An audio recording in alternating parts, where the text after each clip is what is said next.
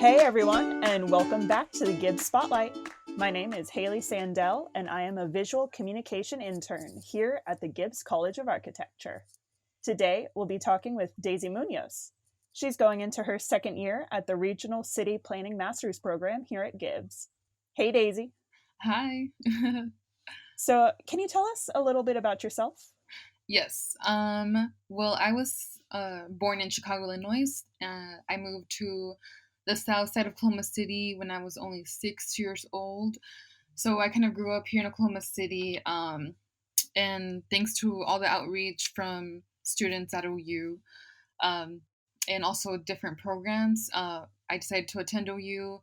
Got my bachelor's in English writing, and now, like you said, I'm working on my master's for regional city planning. Gotcha. Yes. So, how did you go from writing to city planning? Yes. So, I've always knew I wanted to get my master's because I wanted to continue into higher education, even maybe get my doctorate. But I was kind of really unsure of what to major in my undergrad degree for my undergrad degree, and after a lot of consideration, talking to mentors, I decided that it would be best to get my bachelor's in writing. And I always loved writing. I have so many journals, diaries since I was little, filled with pages of just writing my feelings, stories, and whatnot. So I was like, Gotcha. okay, yeah. I was like, this is a perfect opportunity to kind of just, kind of get a better get better skilled at writing. Kind of professionally and whatnot. And so I was like, I'm gonna get my master's. I already know I want to apply to a program, so might as well work on this skill. And so, of course, for to be an English writing major, you have to write a lot.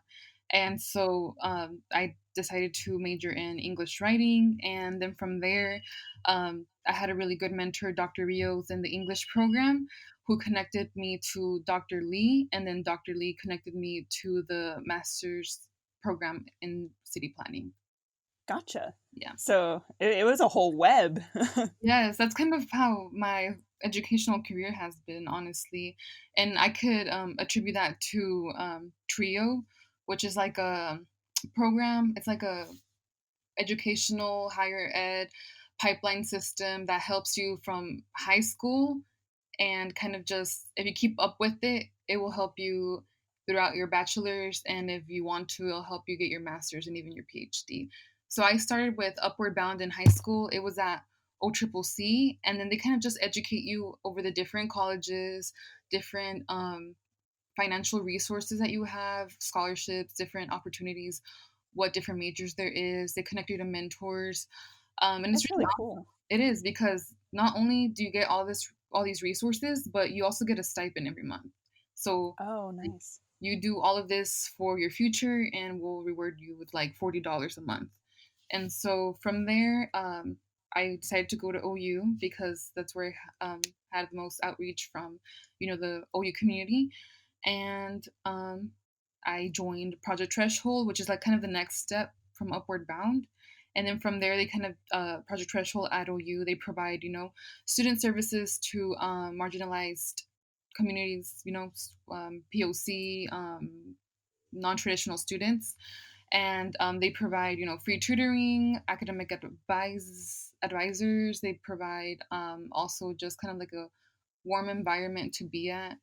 And then from there, I connected to McNair, which is like a what is it, McNair? It's kind of like preps you for a graduate degree. So you have to pick a research program, you have to find a mentor, you have to kind of develop your research project and then present it.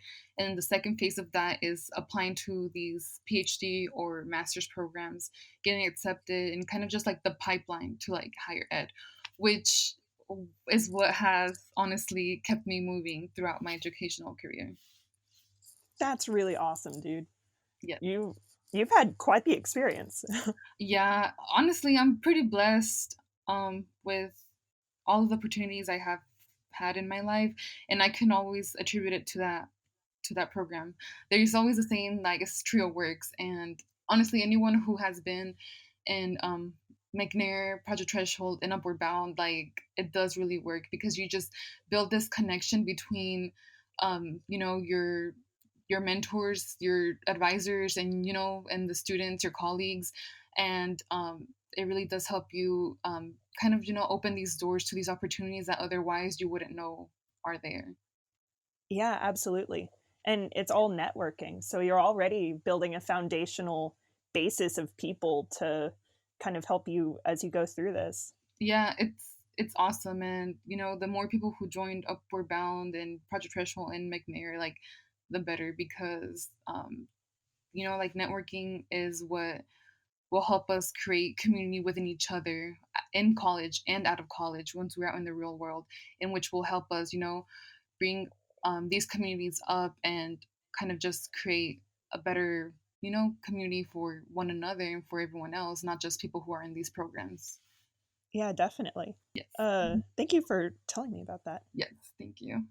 Um, so, with regional city planning, what current projects are you working on? Yes. So, I recently wrapped up the last project that I worked with my advisor and my professor that I work with Dr. Lee. The last project that we worked on was discrimination towards, well, COVID-19 related discrimination. And what we did in that project is that we went through different city, states, health department websites, and we kind of, look through the different links through the different pages and see if they kind of mentioned or had any statements that went along with, condemning, discrimination towards communities or any stigma that has came up with COVID-19. So it was really interesting going just through the different states, the different cities, and see what states or cities or what governments had something to say about this, which one stepped up and kind of addressed this issue before it got bigger and or whatnot, or as it continued. So Yeah. it was really interesting to work with that while it kind of experiencing COVID at the same time. It kind of made me feel like, oh, I'm doing something for the community, like I'm helping, I guess, in some way, kind of figure out and understand what, a pandemic or a disease has a role in the community or what are the outcomes of that. So it's kind of really interesting to like work through that project and also collect the data for it.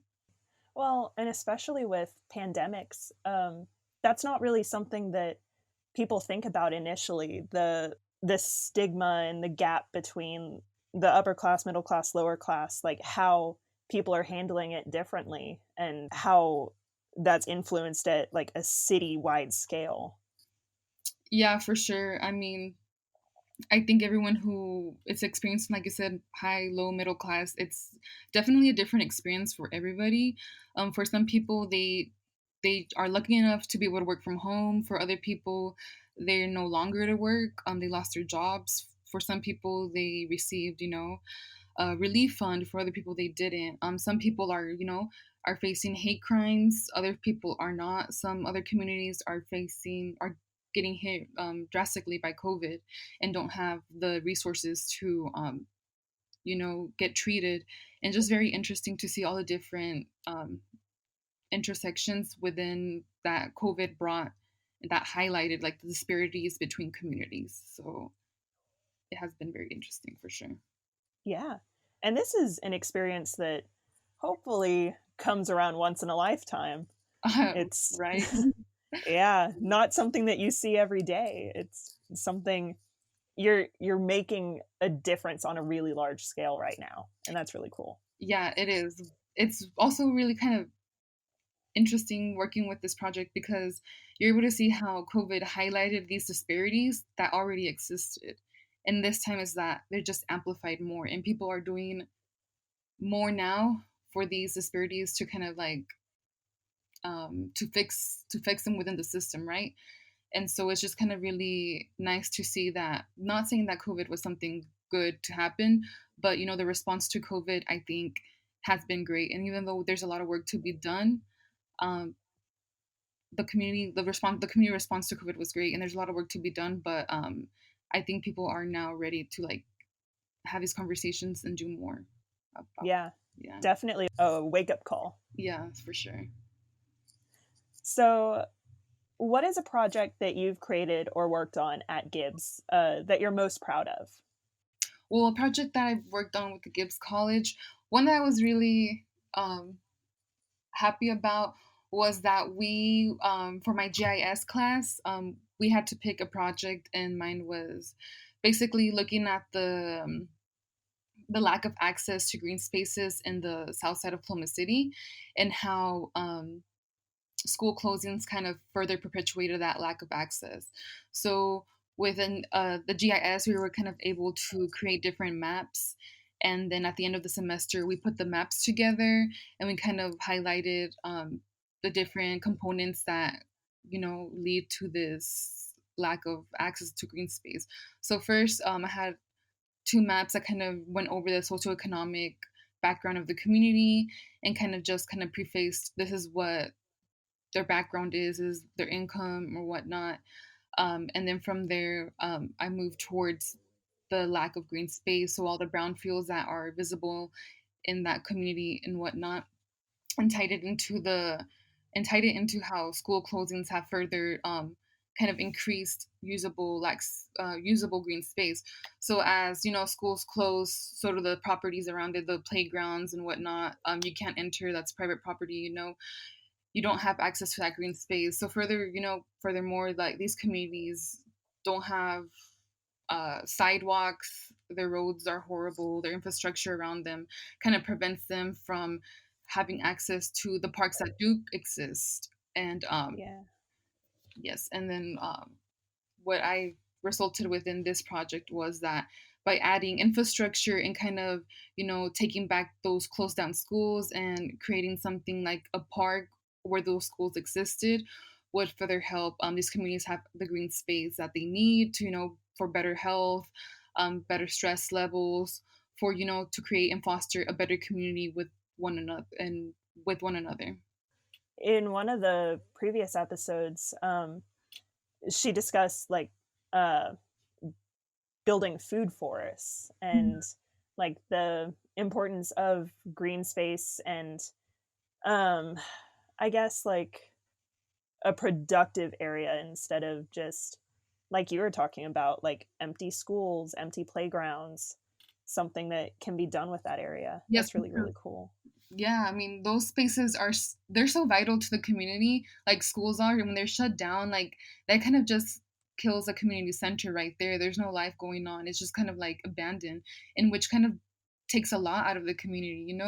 And then something can be done, and where maybe the school's not be is not well funded, and that's why they had to close it down. Something that doesn't need that much funding, like a park, or like you said, what is it, a food what was it? Food A forests. food forest, yes, a food forest, something that can still work for the community in that same area, uh, Yeah. is very much needed still. And we've seen a lot of schools closing in Oklahoma recently with the defunding of education, which is a whole, I Other, could do a whole other podcast episode on that. But so um, let's see. What is your favorite thing about the Gibbs College of Architecture? yes. My favorite thing about the Gibbs College is honestly, I really love the professors. I really love all the professors in the RCPL program. They're very attentive and they have a lot of patience. Well, with me specifically, and with their students too. But they also offer a lot of support and knowledge. They really do care about our education and not only what we're doing during the program, but what we'll be doing after. And they just do a really great job at connecting us with one another as students and with alumni who from the same program and with other people around the community.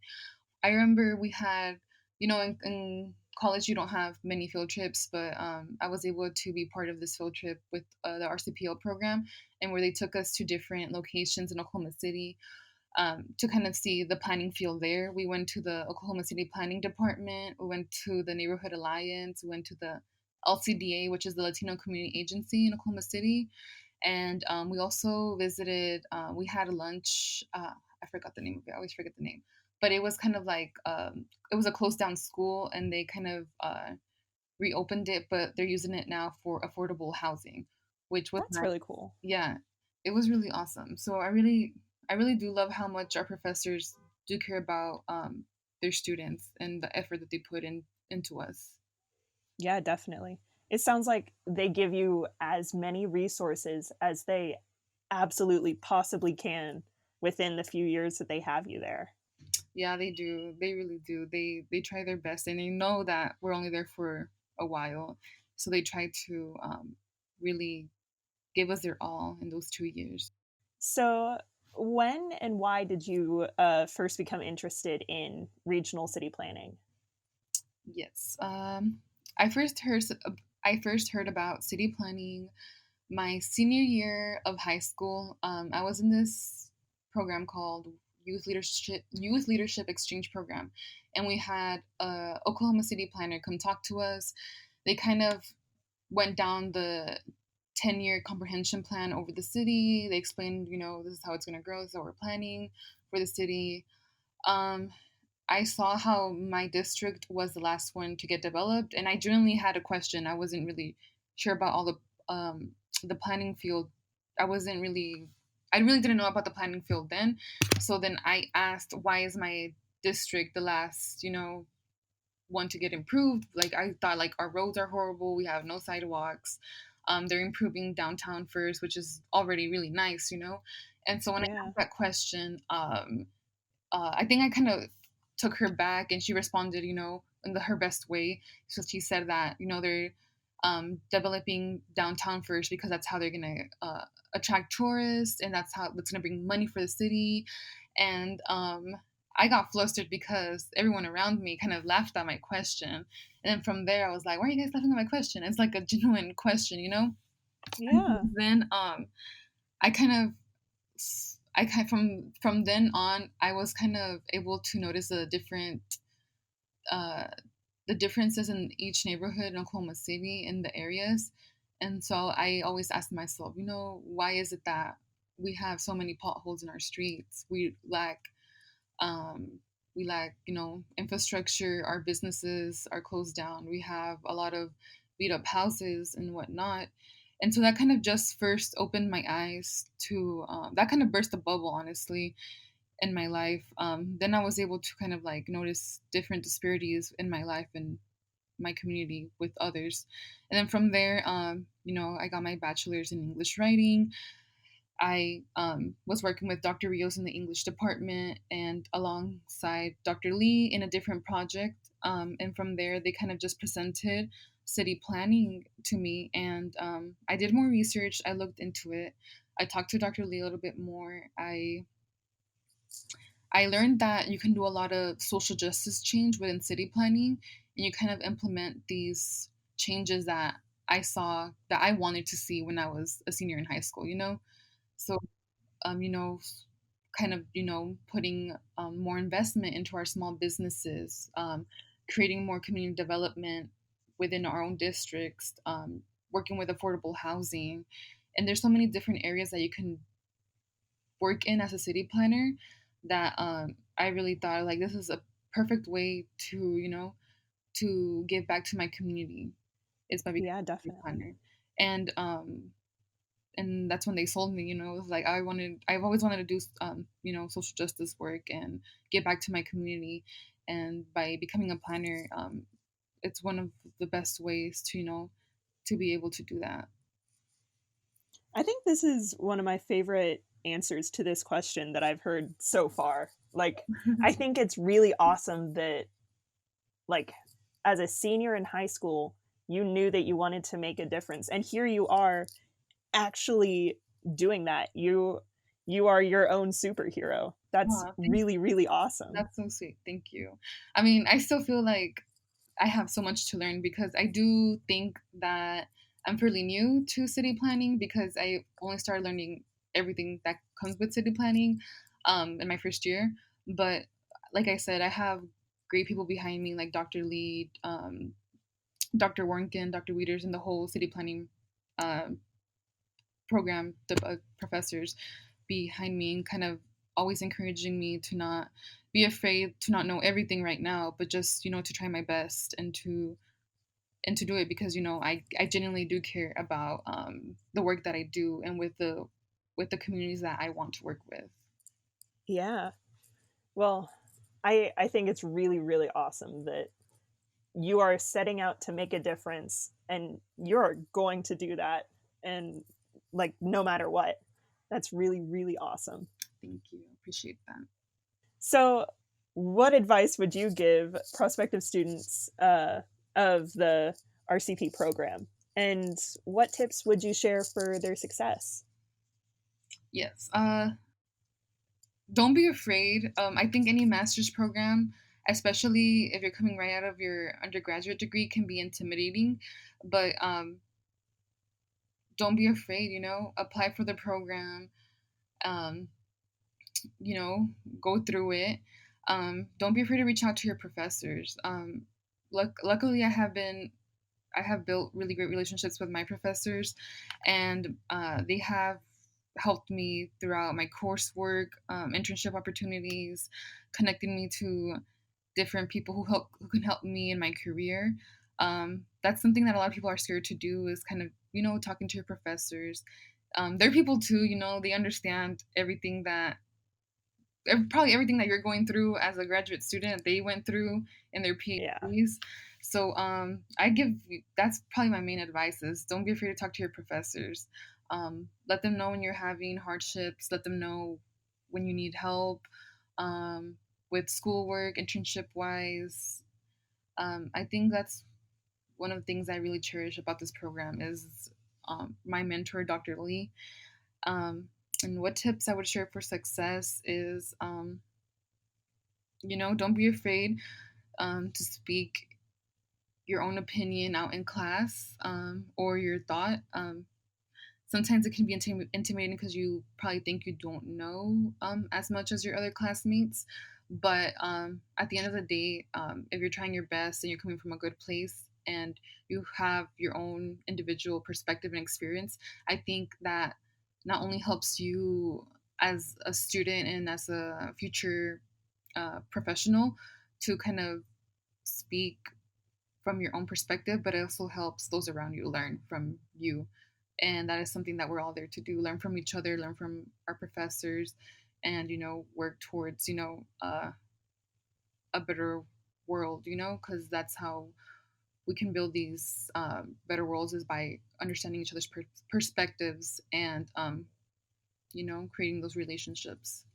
Well, and it just comes back to you're not in this alone. And especially at Gibbs, the professors are there to help you every step of the way. Yes, they honestly are. They are. I see professors reaching out to alumni from the RCPO program, and the alumni are very, very, very kind, and they're willing to help you. I actually have a meeting with an alumni from the program next week, and they're going to help me figure some stuff out. And That's awesome. yeah, I appreciate that because it's really that networking and not being afraid to ask people questions and like you not feeling dumb or not feeling like you don't know enough because no one can know everything. And just, the more people you talk to, the more knowledge you get, the better prepared you are for these different roles that you will be taking in your future career. Because as a city planner, you will be in charge of, changing things structurally, and that's going to affect people's lives. And it could be good, it can be bad, but, the more knowledge you get, the better prepared you are to take on these responsibilities. That's a fantastic answer. If I was a prospective student, I would feel very prepared. Thank you. Yeah. Yes, I walked in not knowing much, but after this year, I'm really glad that I had that kind of courage to do so. Definitely. Yeah. And here you are in your second year of your master's. Yes, ma'am. Yes, I am. Well, I think that's about all I have for you today. Thank you for talking with us, Daisy. Thanks again for listening to the Gibbs Spotlight.